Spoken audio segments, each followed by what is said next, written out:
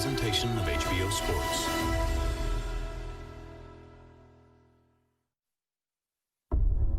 Superfly, the sequel. Last September, a packed card of 115-pound fights delivered on its promise of relentless action. This is unbelievable phone booth warfare right now. And a new ruler was established in the super flyweight division. Down goes Chocolatito on a colossal right hook by Srisaket Sorungvisai. This time, Srisaket Sorungvisai left no questions unanswered. Down he goes a second time, and this is it. This is over. But there was also another emergence that night, as tough Mexican Juan Francisco Estrada upset a game Carlos Cuadras. Down goes Cuadras on a straight right hand by Estrada. It all set the stage for tonight. A pairing of those winners, the champion Sorungvisai against the challenger Estrada. Plus, with the 115-pound division as red hot as ever, the colorful Mexican Cuadras gets a chance at redemption against former Puerto Rican Olympian McWilliams Arroyo. And before that, a move to 112 pounds for a flyweight showdown between Filipino fighter Donnie Nietes and Argentine Juan Reveco. A sequel to one of the most memorable nights of the last year in boxing, Superfly number 2, live from the Forum in Inglewood, California, next.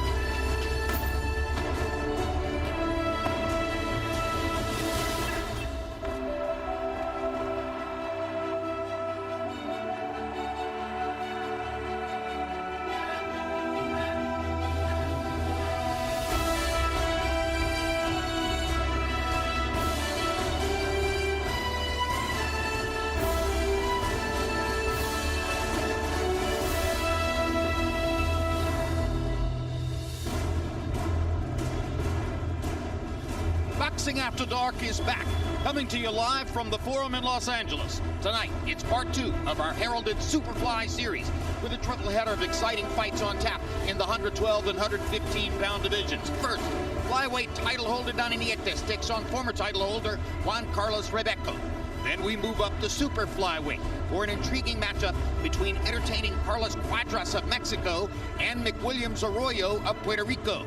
And in our main event, Srisaket Sorungvisai, coming off 2 upset wins over Chocolatito Gonzalez, faces Juan Francisco Estrada, who most recently defeated Carlos Cuadras in a hotly contested, razor-thin decision.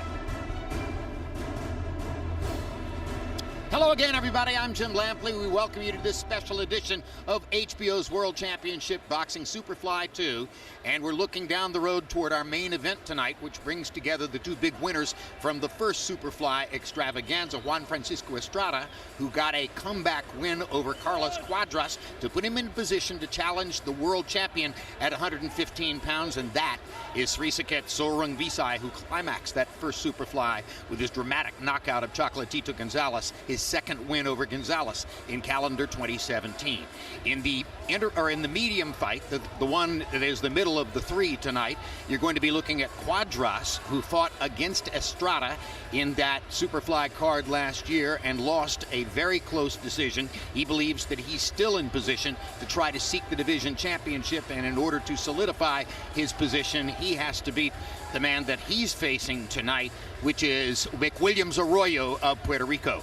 And we're ready now for the first fight of the evening, which takes place in the 112-pound weight class between Donnie Nietes of the Philippines and Juan Reveco of Argentina. Let's take a look at the tail of the tape for these 212-pounders, and you'll see they're both veteran fighters. Nietes, age 35, one of only 3 Filipinos to have won world championships in 3 different divisions, and Reveco, 34 years old, who has never won a world title, but is looking to get it done tonight. He gives up an inch in height at 5 feet 2 inches to 5 feet 3. They're equal in arm length at 21 inches. Nietes was 0.4 of a pound under the 112-pound limit for the division, and tonight they enter at just above 124 pounds apiece. I'll soon be joined at ringside by Max Kellerman and Andre Ward. Right now, let's throw to ring announcer Michael Buffer for the official introductions.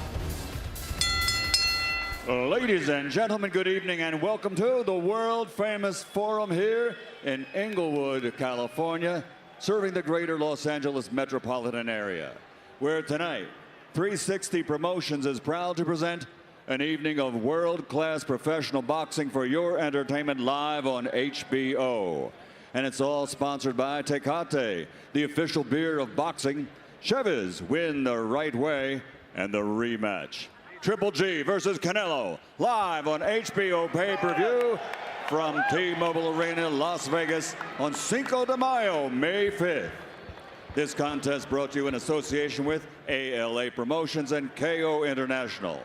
Whole bouts tonight sanctioned by the California State Athletic Commission, Chairman John Carvelli, Executive Officer Andy Foster. For tonight, the IBF, President Darryl Peoples, Supervisor Aaron Kaiser. The three judges scoring this contest, Max DeLuca, Alejandro Rochin, and Danny Sandoval. And in charge of the action at the bell, your referee, Ed Hernandez Sr. And now, let's get this party started. 12 rounds of boxing for the IBF Flyweight Championship of the World.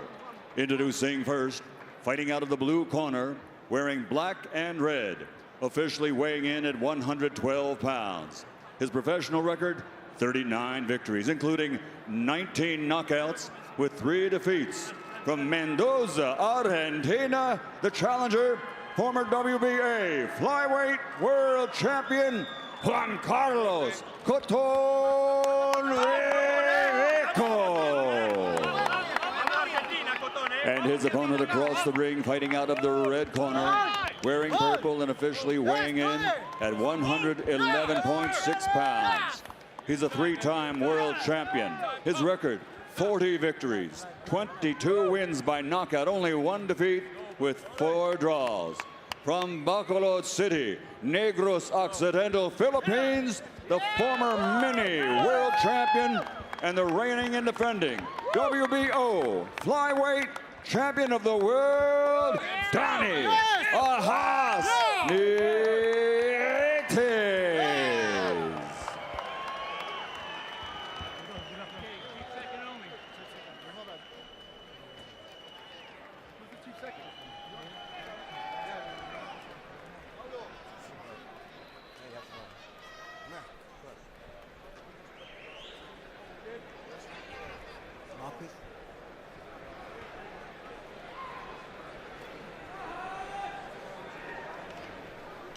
All right, gentlemen, I've been over the rules with you both.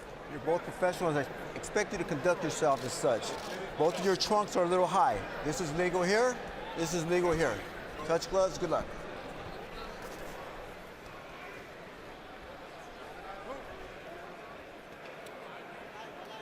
The Philippines have had a very proud tradition of producing great fighters throughout boxing history.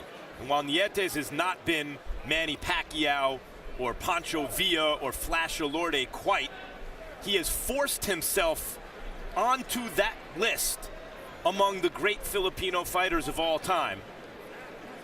Reveco is the kind of tough opponent that Nietes has beaten time and again throughout his championship run. And Andre Nietes is a guy who has proven throughout his career that he can either box or punch. Tonight, he probably is in the position of getting to choose what he wants to do. Reveco, even though he's only giving 1 inch up in height, it's enough that he sees himself as the shorter fighter and understands he probably needs to get inside. Yeah, Reveco obviously has been the shorter fighter for most of his career. He acknowledges that, but he's learned to overcome that. He's okay with that. And with Nietes, he's a veteran. He, on a scale from 1 to 10, he's going to give you a consistent 5 or 6. He's not going to do anything that's going to wow you, but he does a lot of crafty, subtle things in there that's definitely going to get your attention and get Reveco's attention as well. And we begin with Nietes landing his jab and delivering 1 right hand across the top, fighting at a measured pace. Nietes reminds me of you in certain ways, Andre. He's a disruptive fighter. He punches. His rhythm disrupts the other guy. He punches when the other guy doesn't want to engage. He disengages when the other guy wants to engage. That's the name of the game. He's very efficient, and he only does what he has to do. And so far, he has blocked every punch that Reveco has tried. Blocking the body shots with his arms, blocking the upstairs stuff with his gloves. Reveco, by my lights, hasn't really landed anything yet. CompuBox sees him at 1 for 11. Nietes will also quadruple and quintuple up on the jab at times. There's a lot of crafty things in there as the fight wears on.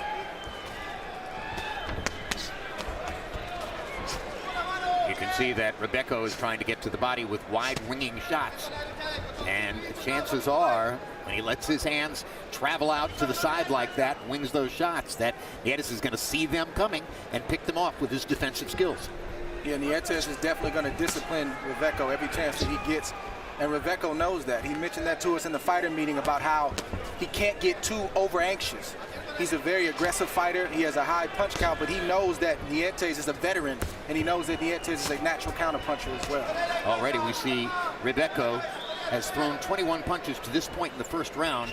In his last fight, he came out firing 70, 75, 80 punches per round, and he's already being limited to a considerably slower pace tonight by the tactical effectiveness of Donnie Nietes.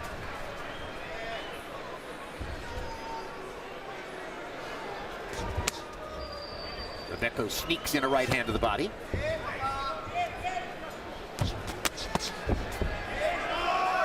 Reveco gets in another right hand to the body as Nietes misses with the right upstairs. That's a really good combination to the body that Reveco landed, especially the right hand.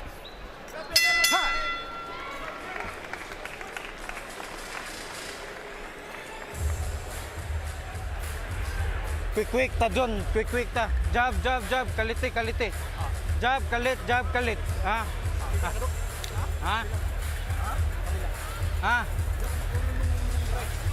Kalit ba? Kalit. Ha? Kalit ha? Ini jab niya. Mo kuan na gani siya, mo tanaw mo gudol guys siya. Ayaw pugni. Atras si, di daw tanawag mo atras ka. Atras si ha. Atras si siya. Ha? Atras eh. Atras. Humandahin quick dahin. Relax. Don't give him range, okay? Doing very well. Very well. Give me the towel. Want water? Give me.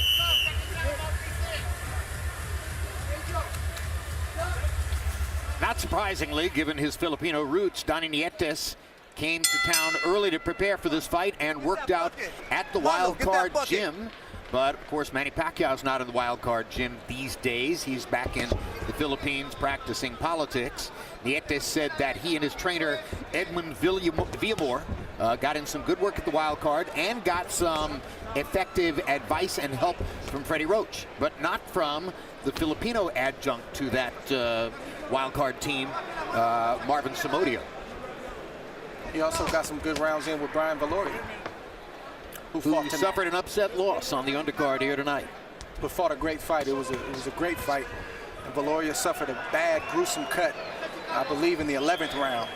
But the fight was pretty much decided at that point. United States Olympian, brilliant prospect coming out, has had a bit of a hard luck career. Valoria's has had an excellent career, and yeah, a bit of a hard luck one. A popular fighter when he turned pro, an Olympian, an offensive fighter, a crowd pleaser, a good personality, and didn't become a dominant champion, but would have been an excellent fighter as he has been in any era. Great person.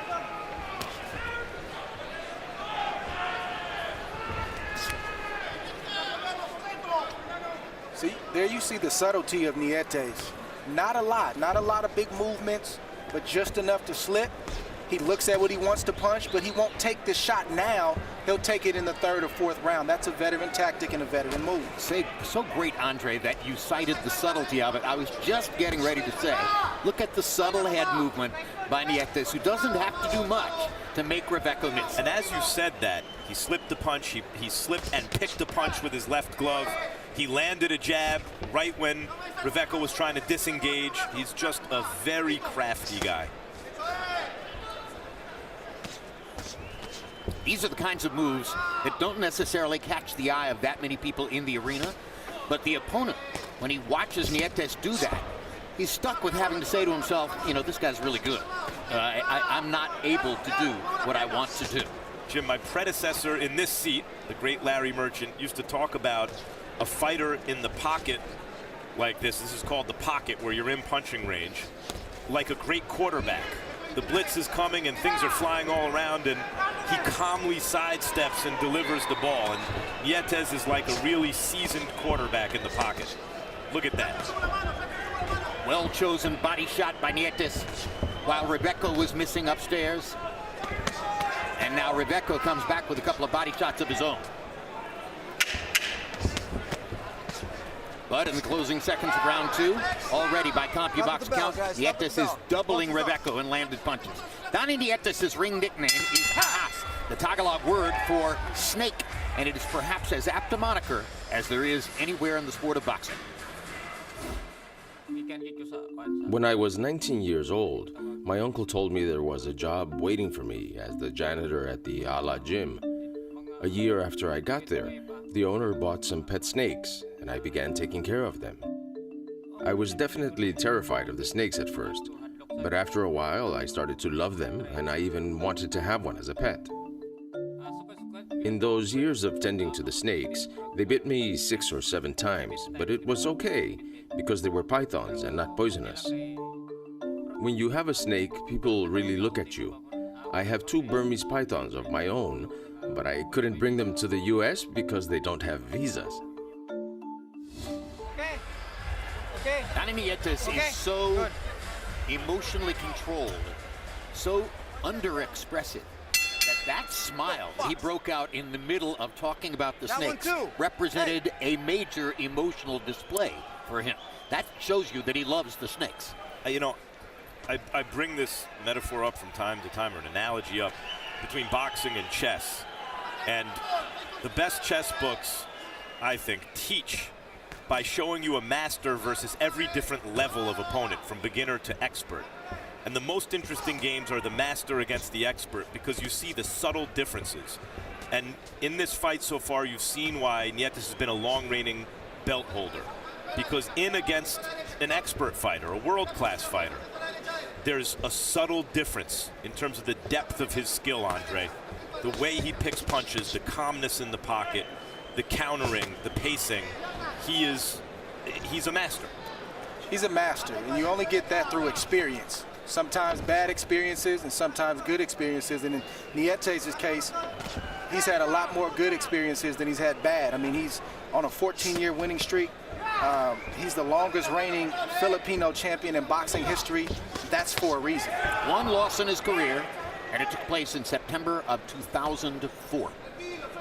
Since then, all wins other than 4 different draws. And as much as flack as I give the sanctioning bodies, and they deserve it, the fact is, if you're a long-reigning belt holder, that makes title mandatory after mandatory.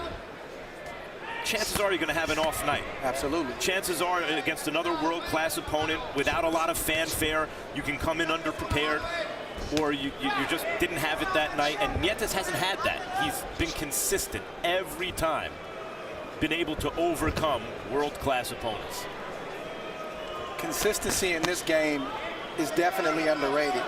Sometimes we as boxing fans, we get excited with the shooting star, the guy that's making a big splash or making a lot of noise in the moment, and that's fine. But show me the guy that has success against top competition over an extended period of time. That's the guy that gets me excited. Well, and it was consistency over a long period of time. It was 46 consecutive wins with 38 knockouts that lifted Roman Chocolatito Gonzalez to the #1 ranking pound for pound in the world coming into calendar 2017. But as his experiences with Srisaket Sorung Visai showed, there's somebody out there in this overwhelmingly vast and variety-filled world of boxing. There's somebody out there who has your number, and you just never know when you're going to run into that guy. Chocolatito Gonzalez could never have really known before he first fought Srisaket Sorung Visai that this was the guy. Particularly with pressure fighters in the lighter divisions, they tend to age very quickly once they hit about 30. which makes it interesting to see what will happen to Srisaket Sorangbitsai, who's 29. Tuesday, tune in for the next Real Sports. Look for an extended segment revisiting an undercover expose on the enslavement of child jockeys in Middle Eastern camel racing and the surprising events since, which have brought the practice to an end.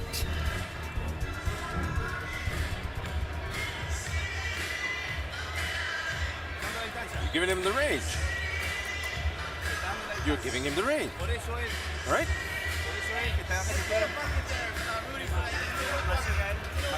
You got to be closer to him. You got to be close to him and work it. And go to the side and throw the shot. You're working that right. Right.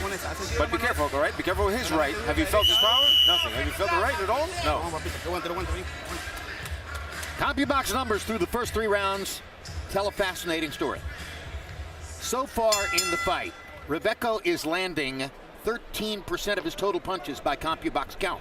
If you look at Nietes' last 3 opponents combined, they landed 14.5% of their punches. So in other words, he's this good defensively against just about anybody he faces. And that means that he doesn't have to do all that much offensively to be the winner of most of his rounds. Harold, how do you have it through 3? Okay, Jim, I got a 3-0, 30-27, Donnie Nietes. I got to tell you, Jim, he's a very good fighter. I never saw him before, live, but boy, I'll tell you, he's an excellent fighter. He punches real good in the middle of the ring. He keeps the fight where he wants it, His ring generalship is excellent, and he outpunches Juan Carlos Reveco in just about every round that I've watched so far in this fight. 3-0, Donnie Nietes. Max Kellerman compared him to Andre Ward. There can be fewer, higher compliments than that. There can be very few. In a very specific way. He doesn't remind me of Andre as an overall fighter, but in the sense that he dictates what's happening. He frustrates his opponent by doing what the opponent doesn't want to happen, by engaging and disengaging with a rhythm that upsets his opponent. In that respect, he's very much like Andre, I think. If you know anything about Reveco, like we mentioned earlier in the telecast, Reveco is a 2-fisted fighter. He punches with volume, he throws a lot of punches, and he's aggressive. But you see Nietes, who's the consummate professional, he's the veteran. His nickname is Snake. He's almost like a snake charmer, where he's very deceptive. He's taken the punch count of Reveco, down, and Reveco in so many cases is shell-shocked. He can't do what he wants to do, and I don't even think he realizes that right now. And yet Nietes is right in front of him, and he can't land the punches. And it also means that Nietes doesn't have to take any chances on offense to be offensively in control. He's landing 23% of his punches. That's not high, but it's enough to double what Reveco is able to do. And a veteran like Nietes, you'll see him slowly start to pick it up. He'll throw just a little bit more each round until he gets the shots that he wants to get. And you'll look up and he'll either score a knockout, or you'll look up and the fight will be over and he's won most of the rounds. That's how it goes. I don't know what the booing is about. I don't find this to be a boring fight. A little bit one-sided, obviously, but if you like boxing craft, you're seeing a lot of it here. And it's not as though he's not moving his hands. Punches are flying. If the ticket buyers come from the boxing cultures that spawned the fighters on the card, Argentina, the Philippines, Mexico, they expect to see aggressive fighters with an offensive bent. That's what they're used to. More risk-taking. Exactly. Stop at the bell. That's probably the genesis of the booing that you're hearing here. This isn't their cup of tea. Well, they're acting as though this is StubHub. We're having a blast.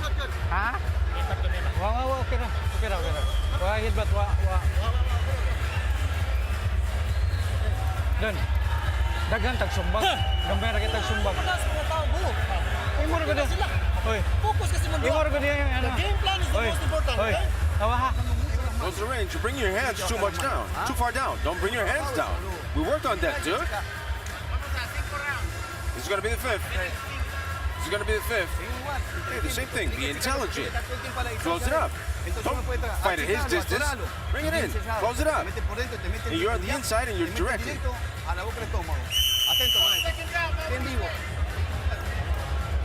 Reveco has a poker face. Not going to show discouragement in there. But through the first 4 rounds, CompuBox finds him landing 6 punches per round out of 45 punches per round thrown. And Nietes has more than doubled him in terms of landed punches. So while the crowd may be booing because they hoped for something more spectacular in terms of give and take, we're looking again at mastery. And we don't know how the rest of the fight is going to play out. There's a lot of fight left, but if I had to guess, I think Reveco is thinking right now that everything I heard about Donnie Nietes is true. If I had to guess, I think the boos might be louder in round 8 and 9. I like what, I mean, I don't know. I see 2 guys throwing punches. You tell me when there's a significant break in the action. Look, here comes Reveco. His hands are moving. Nietes' hands are moving. They're just also both playing defense. Right now I'm focusing on the accuracy of Nietes' left hook. I don't see any holding. I don't see any running. I don't see any long periods of inaction. Good fight so far. Once again, Nietes ducks and slips a few punches and sneaks in a left hook. If you watch Nietes, even when he's under attack, he stays calm the whole time. And for the young fighters watching at home, that's something to look at. It's not always the flashy defensive move, but it's the subtleties, it's the small things, and keeping calm under composure. Excuse me, keeping composure under fire. And Nietes has done that this whole fight. Reveco spent 4 years on the Argentine national team with Lucas Matisse and Marcus Maidana, and acknowledged that they are the kinds of fighters that Argentine fans love to watch and that he, in effect, loves to watch. We asked him if there's any chance that the long dreamed about fight between Maidana and Matisse could ever conceivably take place, and he smiled and said, well, for Maidana, that would have been about 100 pounds ago. So unlikely it's ever going to happen. See, what the fans want here is one of these guys to lose their discipline, to just start winging shots. But it's actually a better fight than that. Both fighters are remaining disciplined, even when their opponent, particularly Nietes, is doing things to frustrate them. And it's tough to give Reveco some type of game plan right now to get to Nietes because, one, he's the shorter fighter, so he can't box on the outside. If he comes inside and starts to open up, Nietes is waiting to counter. Reveco's in a real tough spot right now in this fight. Nietes is hard to hit even when you're in close quarters. He's still hard to land against. But that's what I mean. That's where Reveco on paper wants to be, but Nietes is comfortable inside. Stop with the bell, guys. Stop with the bell. Well, if you accept that some of these boos might be coming from Mexican or Mexican-American fans, they're waiting to see their man Carlos Cuadras enter the ring in the next fight, and that's a perfect look at Cuadras. See the smile on his face? The personality is so vibrant. If you took his personality and put it into Canelo Alvarez, you might double the pay-per-view take on Canelo versus GGG. Let's take a look, a closer look at Carlos Cuadras' bio. He's from Mexico City. 29 years old, same age as Srisaket Sorangbisai. 35-2-1, 1 loss to Chocolatito and 1 loss to Estrada. 26 knockouts, he's got some power. Defeated Sorangbisai in 2014, that was the last time that Srisaket Sorangbisai lost a fight. Former 115-pound title holder, lost to Chocolatito in a very close decision. Tonight he has his 4th trainer in the past 3 years, and it's Triple G's trainer, Abel Sanchez. Total punches in round 5. Donnie Nietes landed 18 out of 79.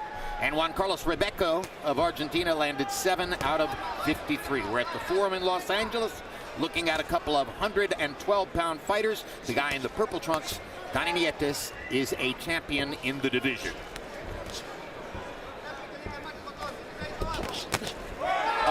Hard left hook by Nietes. Follows it up with a 2-punch combination.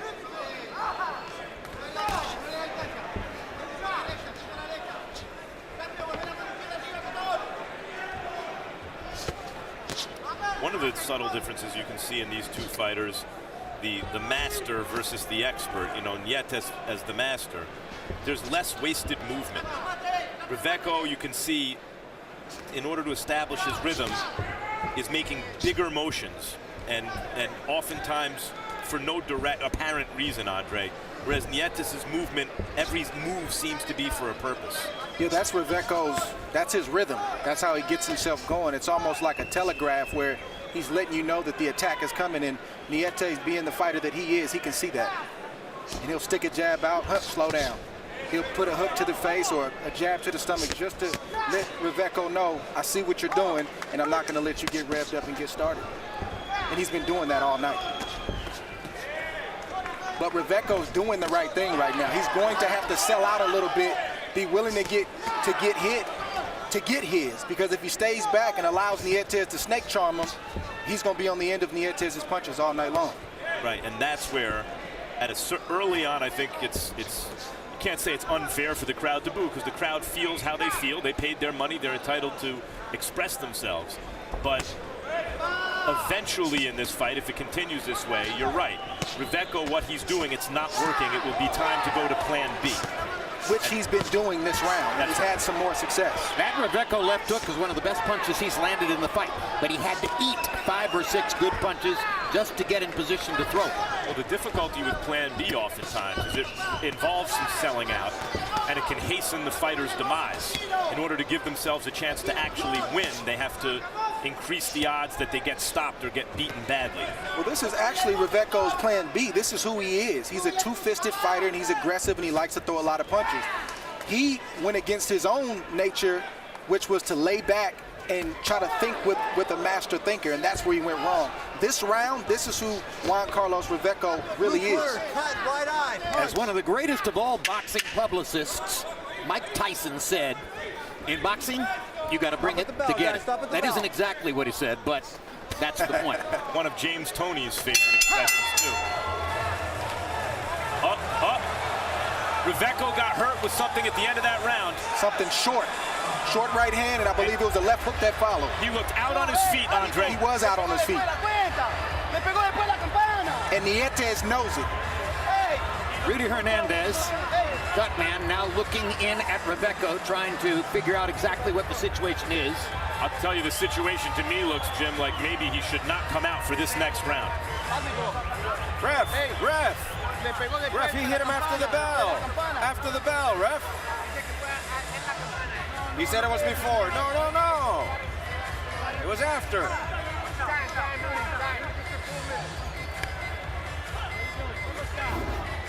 Here's a replay. Here we see Nietes squat down. He's looking. Short right hand. Missed the left hook, but that right hand had Reveco out on his feet. He's out right now. And Nietes knows it, and he's coming back after this round to try to finish the show.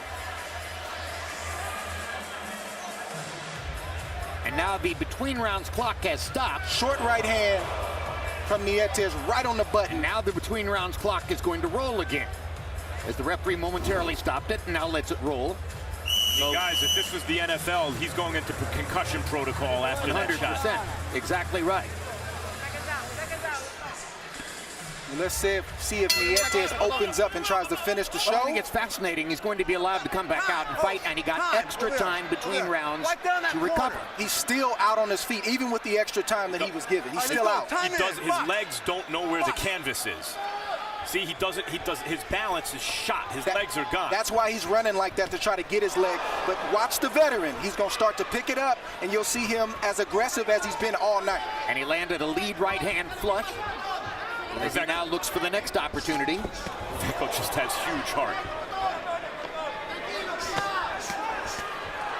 But now Nietes has a sitting duck in front of him. Yeah, and I think this is highly questionable for the California Commission, as Reveco has been allowed to come back in and fight at a moment when he was obviously compromised. Hey, come to me. Come to me. Come to me. His corner's allowing him to continue. His legs are not obeying his brain. Questionable for everybody, and now somebody in the corner is waving a white flag, and intelligently so. What's the point?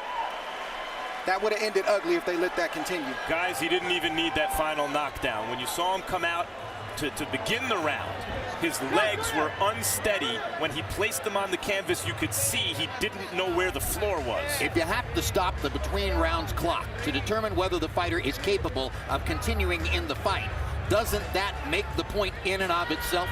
Meantime, a sensational win for Nietes. He won every round. He displayed absolute boxing mastery, and he essentially ended the fight with one right hand. Absolutely. Spectacular.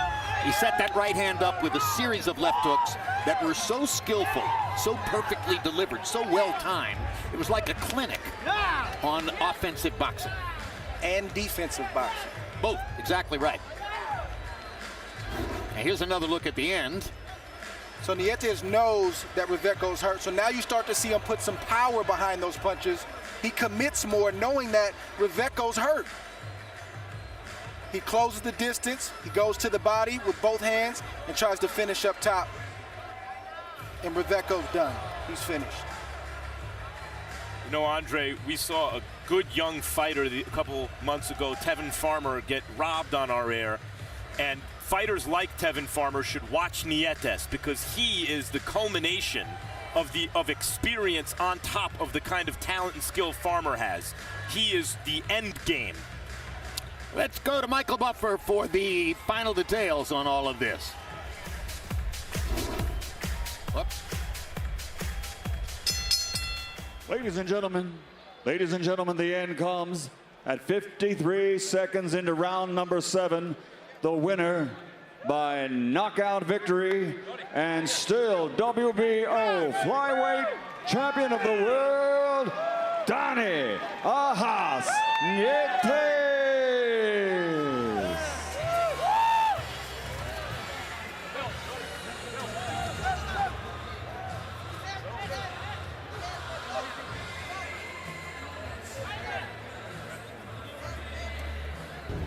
Final CompuBox numbers, and these numbers are a wipeout. As you can see that Nietes more than doubled Reveco in landed punches, 100 to 40, threw 89 more punches and landed 60 more. Landed at a 25% connect percentage, which isn't extraordinarily high unless you're limiting the opponent to 13%. Power punches, even wider margins, 77 out of 258 to 36 out of 195. 30% to 18%. Just an all-around clinic in a skillful and dominating performance by Donnie Nietes. We're in Los Angeles, just a few miles from downtown in the neighborhood called Inglewood. Here we have 1 down, 2 Superfly fights to go at the Forum in Los Angeles. Always considered one of the best venues for boxing. Next up, it's Carlos Cuadras, who's recently been in some close and highly entertaining fights, facing McWilliams Arroyo in what should be another good competitive fight. And then our main event, Srisaket Soren Visai, coming off 2 victories over Chocolatito, which included both a disputed decision and then an emphatic knockout, faces Juan Francisco Estrada, returning after a dramatic and thrilling victory over Carlos Cuadras. But first, here's a quick look at upcoming HBO Sports programming.